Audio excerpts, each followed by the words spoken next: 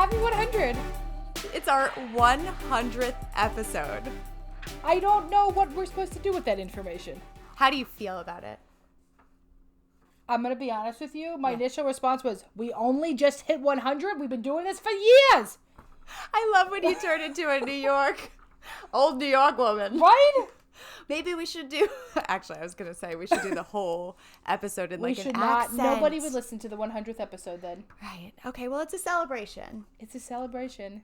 So, a lot of shit has changed in the 2.5 years since we started this podcast. Our sound got better. Our sound got much better. Please stop leaving reviews if the sound is bad. We fixed it, but when you start from the beginning and then you leave reviews on things we've already fixed, it doesn't help us. I curse a little bit less. You do curse a little bit less. That's been intentional. I have gotten much more comfortable. Yes, we have, right? There's been a global pandemic. That was a big one. My child is now 3. Your child is 3. Yes, I've had 3 miscarriages. 3 miscarriages. You bought a house? I bought a house. So much has happened. So much has happened. Our business has expanded into multiple states. Yep. So if you're interested in therapy, reach on out. We can let you know if we see clients in your state. Yes. But, as always, for our 100th episode, we went with a fan favorite, which is always a Q&A episode. And let us say, if you have stuck with us for 100 episodes, thank you. DM us. We'll send you a handwritten card. Yes. Yes. And Okay, a ShrinkChicks stress brain. Yes. If you have seriously stuck with us for 100 episodes, you're listening to this, DM us your address. We're going to send you a handwritten card and a present. Okay. Let's do it, though. Good to be here with you, babe. Hey, happy 100. Hey, happy 100. We've done this together. We made it. Somebody recently asked us if we are partners in just business or also lovers. We said lovers, obviously. Somebody said cracking up. It was Dr. Jamie Zucker, who has been on our show before. Zuckerman, sorry. Dr. Z. And she's been on the show. She's an amazing narcissist expert. And she sent us this text from her friend that was like, hey, just so I know like the proper way to address Jen and Emmalee, I just like want to confirm, are they partners in business or in life? We said both. We said both. Mm-hmm. Right? It's really nice. I think that's great. I want all platonic relationships to be confused from romantic ones. Me too. Because I think it means so much. It means so much, and this is a huge thing that I hate, is how much more we put romantic relationships on a pedestal more than platonic ones, where platonic relationships, sorry Aaron, have changed my life fucking tenfold. Our relationship has changed my life. 1,000%. Yes. I mean, we talk about this all the time. We're basically married. Yeah, we spend a lot of time together. And our business is our baby. And there's nothing wrong with that. Like, I also think people like think that's so bad that like that should only be reserved for your romantic partner. But like, I don't feel that. I want all of my everything to be with everyone. That is so beautiful. At Jen's wedding, totally tanked, she comes up to me. Drunk, and she goes, I just need you to know that you are the most important female relationship in my life. It's true. It's like so beautiful. Because we have a baby together. And thank you for being here and listening to our baby thank for a little you. bit today. So let's do a Q&A. Q&A. All right. This first one, I think you can spearhead this one. Okay, you read it. How to mentally prepare for kids before having kids. I think the thing is, before you have kids, you get a lot of advice, but it is very sort of broken apart. So it'd be like, make sure you breastfeed, or make sure you go right through formula, right? Like, everyone gives you these like one little off comment, and then you're like stitching together this quilt of mismatched bullshit information. And so here's what I would say. I think it is helpful to read some stuff, and I think it's helpful to not read too much stuff. I think it's helpful to ask people, and I think it's helpful to not ask people too much. But really, what I think the most important thing is to try to appreciate what you have, because it will be vastly different. And the best thing you can do to prepare is, of course, buy all the stuff and buy the diapers and get the house ready and prep your dog. But also, prep your dog. Yeah, that's like an important part of having a kid. What do you say? What did I say to him? I sat him down one day and I said, Murphy. You're about to have a sibling. No, you're supposed to like train, you know what I mean? Like get used, actually like one of the things that they recommend is like start to touch your dog in all different places all over more, because your toddler will do that. Wow. And so getting them used to like somebody being a little bit more grabby with them, making sure they have a place in the house they can escape to if they need to. Wow. Like we made sure that my mom came to the hospital, took one of Millie's blankets home to Murphy, had him smell it, and then you like introduce that. Murphy had no issues with getting. Murphy's the best. But he is also like, he was just big-headed galoo. He's so that big-headed mensch. Yeah, mensch. Isn't he such a mensch though? Yeah. Oh, I have a story. Sorry, I'm sorry to. No, please go. So when I was younger, my brother, knowing that I would not know what this meant, called me a mensch. I cried hysterically. But it's such a nice word. I didn't love know. That I thought that he knew that I would think that it was an insult. So he was a very smart child. But it's I cried, and so, but it's like I ran to my parents. I was like, Steve called me a mensch. I was so upset. But like, really, it was very nice. Someone called me a mensch today. I'd be like, thank you. That's all I want. Oh my God. So what I would say is like also like prepare yourself individually, which is like, what are the parts of my life I'm going to miss? What do I want to sort of make sure I take time for now? Take that last vacation, take those nights out. You know, I also think it's like good to help prep financially, to have a little extra. So you're going to place to have a sitter to go out, have some time with your spouse. I would also prep boundaries with family members about who you would like there, what the involvement is. Like those are all important conversations to have. Do you think, my mind's going in a bunch of different directions, I'll tell you where, but that I wonder, in terms of mentally prepping, I wonder if someone is feeling like, okay, if I prep enough, once I have the kid, I'll be good. Like I will have no negative emotions. I'll be good to go. So my question for you is, do you think you can ever fully prep mentally to get yourself to a place where you don't struggle with anything? No, of course that doesn't exist. That was such a rhetorical question. I know. No, you can't, right? So I love a rhetorical question.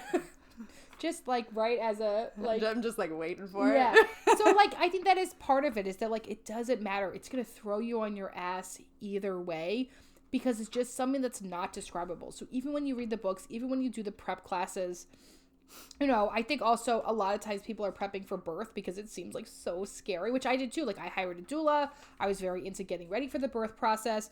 The birth was nothing for what came after. That's what a lot of people say. Yeah.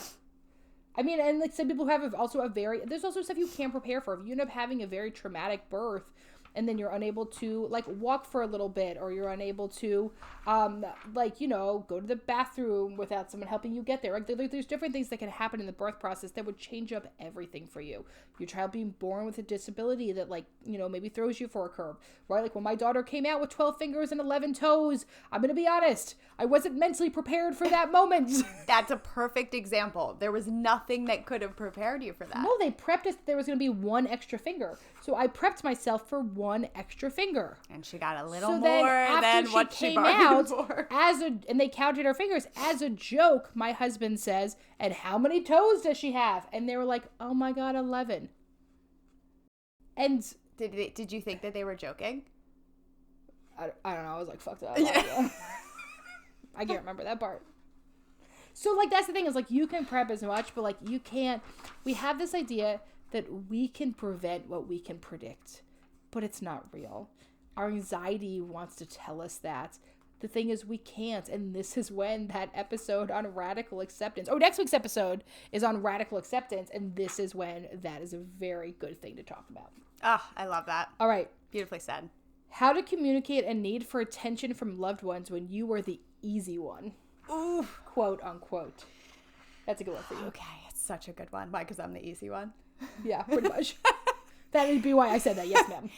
So I first want you to think about, what does it mean to me to be the easy one? Where did that role develop for me?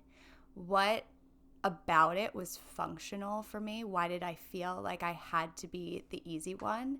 And why do I feel like I have to be the easy one in my relationships now? Is there a fear of, if I'm not the easy one, what will happen in my relationships? Will I be rejected? Will people get mad at me? Will I have no friends left? Whatever that means, right? So I want you to look at what the fear is of not being the easy one. I keep using air quotes, and I realize if you're not watching YouTube, you can't see me. But to ask yourself those questions, dig a little bit deeper into it, the fear of changing that role for yourself, because all in all, you are a social human being that needs love and connection. And just because you are asking for that, first of all, does not make you not the easy one. It makes you human. And so I want you to start to challenge some of those preconceived notions that you might have, that being the easy one or the chill one or the laid back one means that you have no needs. Or that you have no need for connection or love or acceptance, because you are just human. And so to be able to first question those assumptions that in order to be loved, you have to be easy, or you have to not have those needs. So once you start to question that, you start to talk yourself through that, that's when you can say to others, hey, I really could use some time I really could use some time with you. I'm going through a tough situation. Really speak up about what's important to you, or the type of connection that you need, because there's something really important that I want you to remember. Just because you have needs does not mean you are needy. It means you are human. And I am going to stop that right there. Period. Tips on enjoying the current moment / life stage without comparing or feeling overwhelmed. I think there's going to be both in life, right? I think there can be present moment awareness, and also there can be fleeting moments of comparison, right? So the tips that I would have is to do some of that like inner monologue and inner self-talk to calm yourself down. When you notice you're going into a moment of really comparison or thinking about all the stuff you don't have, comparing to other people, talk to yourself and say, hey, let's cut that out. Here I am with my feet on the ground, with my hands on my legs, right? Like doing some like really getting yourself placed. Get grounded Right there. And like that's when we go back to, like, I know we have talked about this before, but this is when we go into that ants and cats, right? The automatic negative thought that just crawls into your brain. You're not trying to think it. It is incredibly helpful to come with a counteracting thought to say to yourself, this shit's not helpful to think about. I'm making myself feel bad. And that's also when it's like really good to get the fuck off social media. Yes. If you're finding you're doing a lot of that, how much time are you also like looking at other people's life and assuming that you're seeing like they're highly real and that's everything? So that's a good say to say, you know what, I'm doing a lot of comparison. I'm going to take a little bit of a social media break this week. I am going to do stuff that makes me feel really good. I'm going to sit down and write my gratitude stuff. So it's not ever going to be that you don't feel these things, most likely, but I think you can feel them way less by being intentional and active about that process. To think about too, that when you are comparing yourself to others, you're typically comparing yourself to the ones that you see as doing better or the most social, or because first of all, that's what you're seeing on social media. And that's typically what we do as human beings, is that we will compare ourselves to the people or things that we strive for, that we want, or and so we have a skewed view of what we're comparing ourselves to.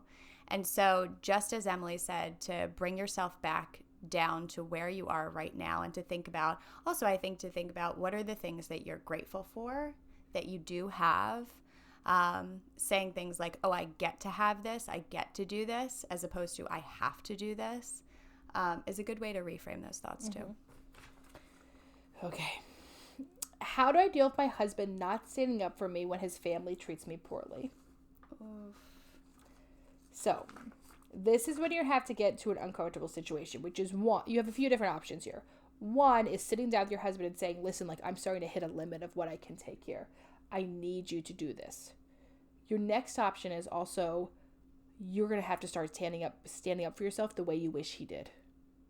So that you can be empowered enough, direct enough to say to them, please do not say that about me, or please look at your tone of how you're talking to me, or when you say that really hurts my feelings and makes me shut down.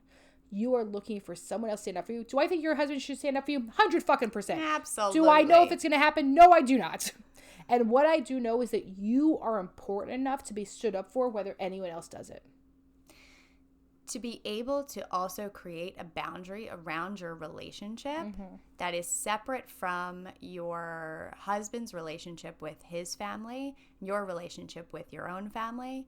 When you get married and you form your own nuclear family, making that adjustment from the boundaries that were around your initial family of origin to your own family that you're creating now is so essential. And this is a really good transition point to be able to have that conversation in your marriage where you say, listen, it's important for us to have a boundary around our relationship separate from your family. And so what does that look like? Maybe that's something we can do together, right? How do we stand up for our marriage together?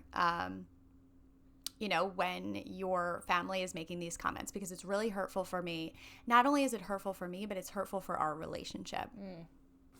And here's the aftermath of it, right? When you don't and we come home, I turn away from you. I don't want to be intimate with you. I feel very cold towards you. I feel resentful towards you, right? What's the aftermath of what happens, right? Because when you just say like, oh, it doesn't make me feel good, like it impacts you on a deeper level. Are you communicating that part with your partner? And if you communicate how not only is it affecting you, but it's affecting your relationship, there's more skin in the game.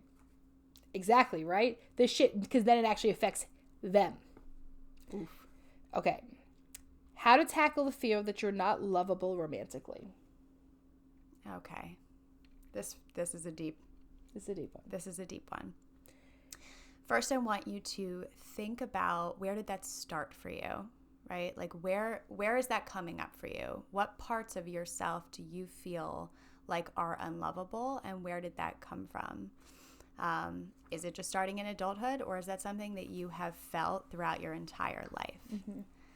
Chances are that it has started from a very early age, right? Is there significant relationships in your life where you didn't feel loved, or you didn't get the love that you needed as a child to be able to feel really good about yourself? And I think there's like this other part. If you were a kid who maybe develops earlier or was in a larger body or didn't fit into like this mainstream, like what we look at as like sexual and romantic or like idealized vision, I think it can make you feel like, oh, everyone loves me as a friend, but I'm not good romantically, sexually. Mm-hmm. And also to question, I think with like if we're talking about like dating these days, where dating is really challenging, app-based dating too, with how gamey it is. And we also tend to look at the times in which we have felt unloved and we file those away. And we say, because those are the things that I remember, that must mean, that confirms for me that I'm not lovable. Confirmation bias. And we tend to discard the things or the times in which we did feel loved romantically, or we felt sexual, or we felt connected to someone. And so because the confirmation bias piece, it's a really painful experience. And sometimes those painful experiences stick with us way more than those positive experiences because we're discarding those positive ones. Yep.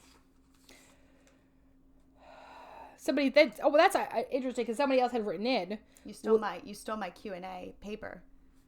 Is that why I'm the only one asking the questions? Just wanted you could have them. I just wanted you to know. That's why it's just me. I was just staring at you. Okay. So that's funny, because somebody had said, will you ever venture into dating advice? Yeah. What advice do you guys want? Let us know. Yeah. Write in anything. We'll literally answer anything. We venture into that a bit. We'll answer literally anything. We have no boundaries. Somebody else, just because it's a quick one, do you think antidepressants kill your libido? It's not that we think. There's literally research. Right. That's like just, I don't know, evidence, data. It like can drastically affect your libido. But also, if this is a woman that's writing it in, often women in estrogen have responsive desire. And so what that means is also that arousal precedes desire. So also, am I welcoming arousal in? But what some people can say is that often antidepressants can hurt it from actually having a climax or having an orgasm. And so you can have that. If you're finding that this is a big thing, I would talk to your doctor about switching that up. Now, if you love your meds so much and they are the one thing that keeps you solid in this earth, and you're like, fuck it, I'd rather have this than desire, there is absolutely nothing wrong with that. But yeah, not an opinion, just a fact that it can. Because depression also kills desire. It's a very good point. Right? Like, depression is also going to kill your desire. So, well, it's funny because, like, I often have heard one of the big things that people will say when you, like, talk to them about going on meds, and this is, like, goes back to the stigma of medication, is, well, it's going to make me gain weight. okay, sure, maybe, but one, what's so wrong with gaining weight?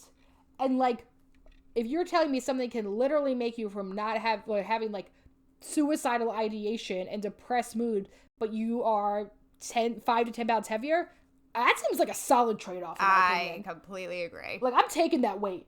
1000%. There is nothing wrong with having that. You know what I mean? Like that, there's right? Such a fear. And we did a whole episode on medication if you want to go back and check that out. But there's a huge fear around, I think there's a big fear too around like, oh, once I go on, I'm never going to be able to get off. Which is not true. It's not true, but also, what's the fear of that? Okay, yeah, what if you never get off? I'm never getting off Zoloft. I mean, I literally tattooed it to my body. Yeah. It's something... It's something that's keeping you alive. It's keeping you sane. It's keeping you functioning, right? If you had, I don't know, high blood pressure, you would take a blood pressure medication. Yeah. Anything else? Anything else you would not stigmatize in the same way that antidepressants are stigmatized. Yep. And it's the exact same thing as if you were to take medication for something physical. Yeah. Okay. Sorry, do you want me to read one? I guess so. Do you have your paper back? How to meet new friends when most people my age have kids and I don't yet. You should answer that one. Okay. Go to playgrounds and meet. I don't have kids. Oh, I was like, what? You misread that. Go to playgrounds and creep around and introduce yourself to them. I think that's just how you get on a registry of some type. I know. I was just kidding. I think there's a lot of ways to do this. So you can also get on like Bumble BFF. Mm-hmm. Which is a really good option. Especially if you've like just moved cities. Move cities. You can join different groups. We always talk about when you're in school, it's so much easier to meet people because you're in such a smaller group. Yeah. Right? And so if you're in a job that's pretty isolating, for example, if you're a therapist and you work on your own, it is very hard to meet work friends. Yeah. And so if you don't have that, how do you join? It's a pandemic and you always work from home. It's a pandemic, right? You haven't seen people in 3 years. But how do you join smaller groups, things that you're interested in? How do you look for those groups? I think another thing too, and this is something we talked about in our Being Alone episode, are there times where you can get comfortable going out alone and maybe meeting people when you're out? How do you put yourself out there to meet a stranger? Yeah.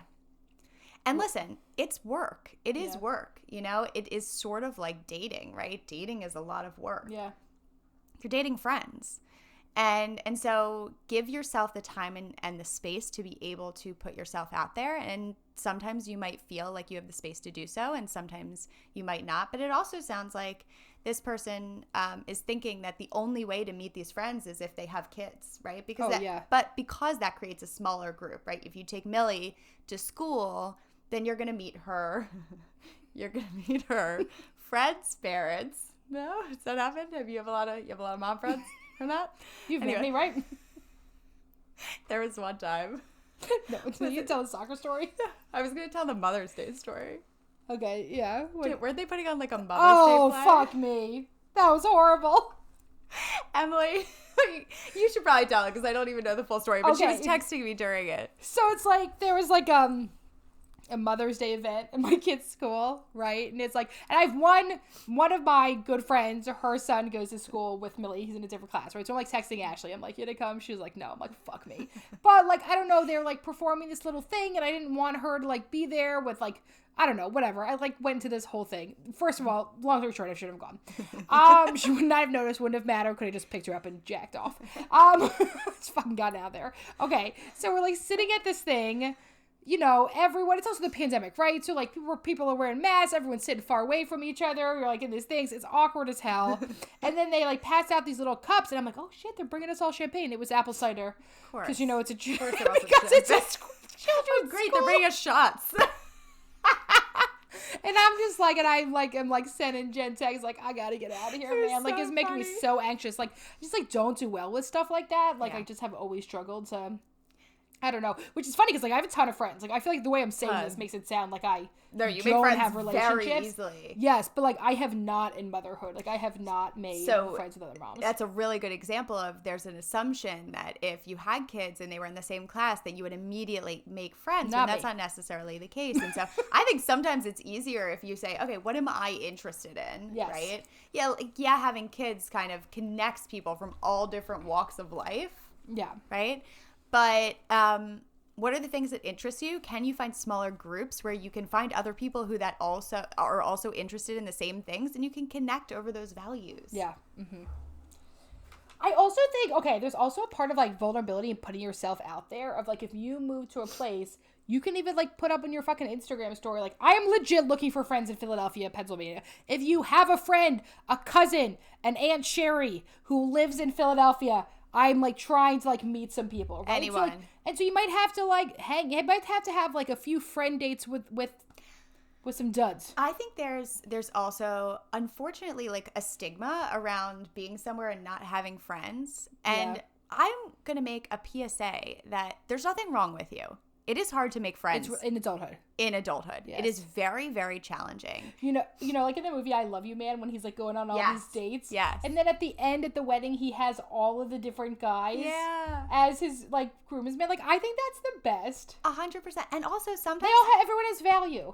And sometimes when you make friendships in adulthood, you're creating them from a place where like you're a fully formed human. Maybe you've done the work on yourself and you can make really intimate connections that are very different. Yeah.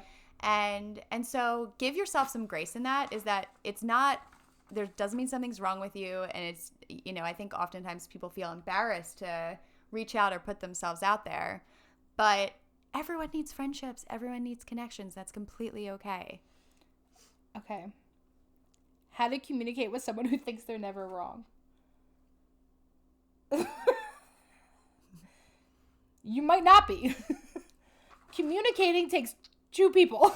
You're not communicating. Or more than one person, right? Like, the reality is like, communicating, we said this before, like, relationships are about relating.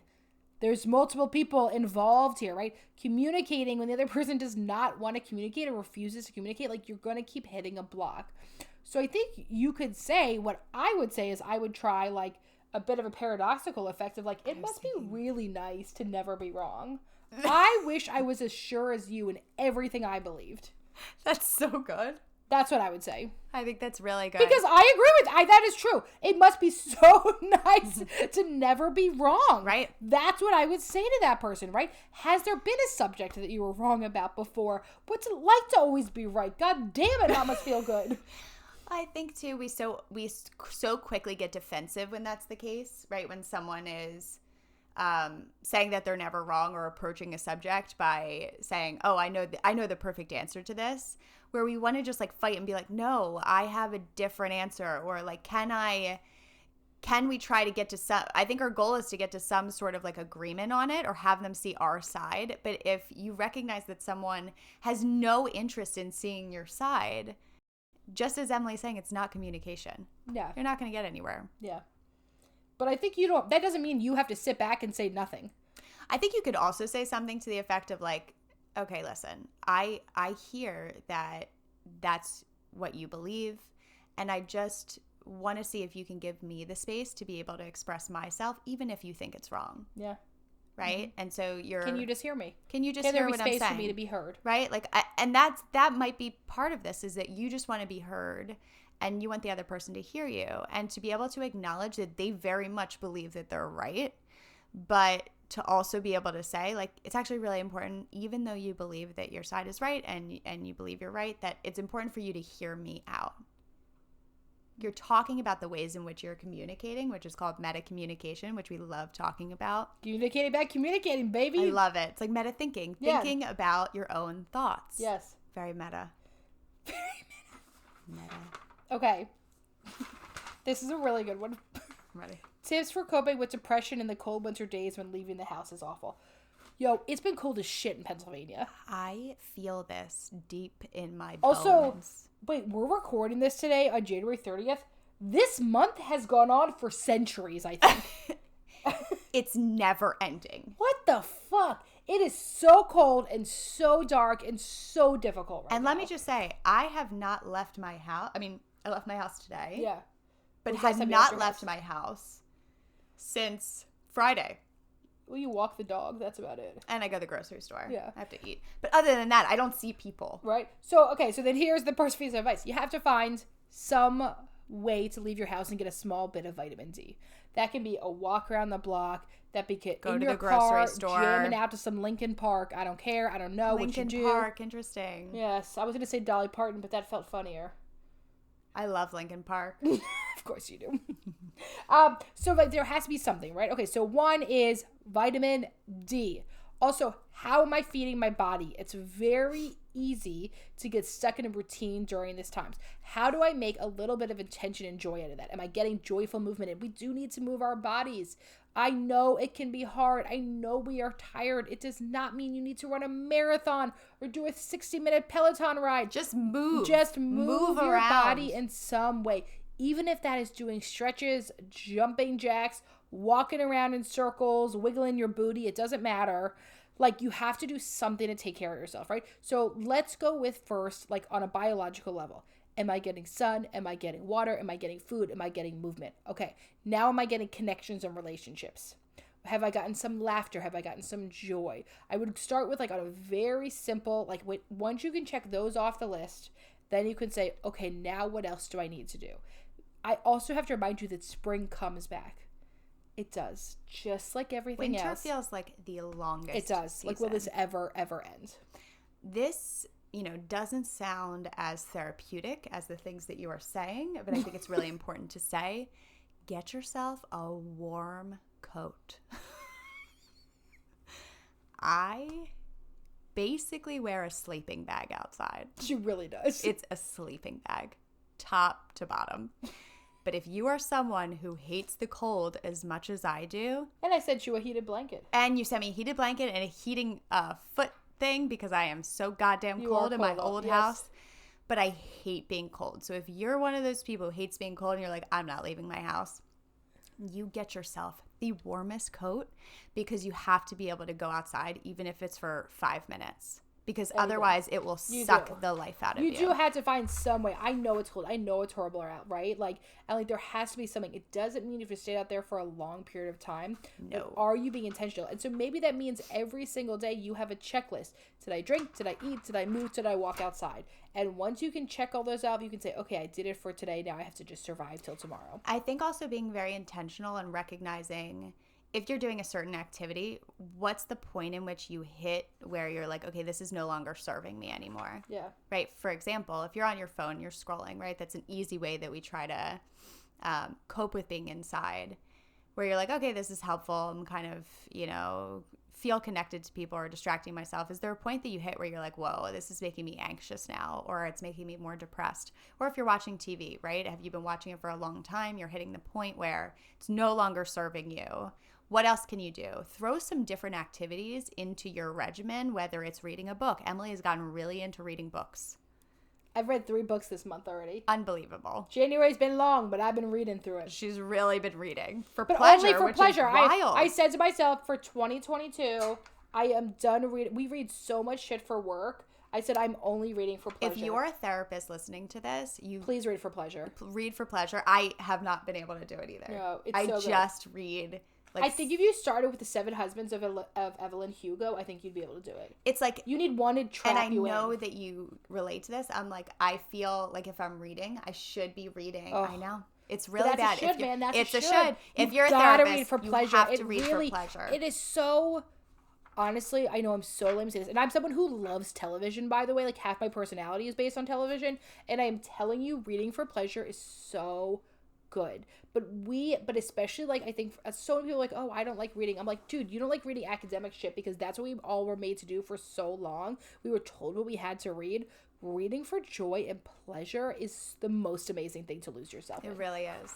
Okay, I have a Dear Em and Jen to end this Q&A Our 100th episode. 100, here it is. Ready. Dear Em and Jen, what should you do if you think you may be a narcissist? My dad is one and I'm realizing similarities in me. You know what I'm going to say. You go first. I have a thought too. If you're asking, you're not. That's what I was going to say. If you're writing this in, you're not a narcissist. But there can be narcissistic traits, especially by proxy. If I grew up in a house that these behaviors were modeled, I might have to be very intentional about like what we'd say is like is opposite action, which is like a big thing that we talk about like in terms of like OCD, where you have to do like opposite action, right? Opposite action is doing not what your first thought is, but purposely doing something different. And so if this was behavior that was really modeled for you growing up about how needs were met, about how, you know what I mean, you took advantage of people, any of these different things, I want you to take a look and say, not who is my dad, who am I, and who do I want to be? What are the values I think work, and how am I implementing them into my life? I love that. That's exactly what I was going to say. If you're asking, you know, it's not, yeah. Because if you were a narcissist, you would not care. And you're definitely not writing that into... You're also you're not listening to this show. And as a narcissist. There are no narcissists who are listening to this show. You're not listening to this show, and you're not writing into this show. Because you would have no interest in helping yourself, because you would think you were doing great. Or listening to two females. Right, exactly. Oh, yeah, that. It's so true. You would think I have nothing to change. Yeah. I'm fine. Yeah, and you would think that we're annoying for talking about this kind of stuff. Right. So guess what? Yeah, you're good. You're not a narcissist. But... look at some of the traits. How am I hurting people? One of the things we do need to take responsibility is, what did I do to hurt others while I was hurting myself? What are the ways I have taken advantage of other people? What are the ways I have committed harm? That is our responsibility to do. But no, doesn't mean it's diagnosable. Just means you might want to look at some shit. So hey, 100 episodes. 100 episodes. Thanks for sticking with me. 100 episodes. Loving you, baby girl. Loving you. And loving every single person listening. So if you like today's 100th episode and you listen, don't forget, you're going to DM us your address. We're going to send you something. If you've listened to all 100, if you've stuck with us this long, holy shit. Hey, as always, please rate, review, subscribe. Obviously, just review 5 stars, because if you hate it, then you don't have to do that. This isn't for you. Step away. This is for someone else. If someone was a narcissist, they're going to be like... yeah. Please rate, review, subscribe, follow on Apple Podcasts. You could also rate on Spotify. Send this episode to a friend if you liked it. Subscribe to us on YouTube. Follow us on Instagram. 100 motherfucking episodes. We did it. And as always, we love you. And to grow yourself, you gotta know yourself. We'll see you next week.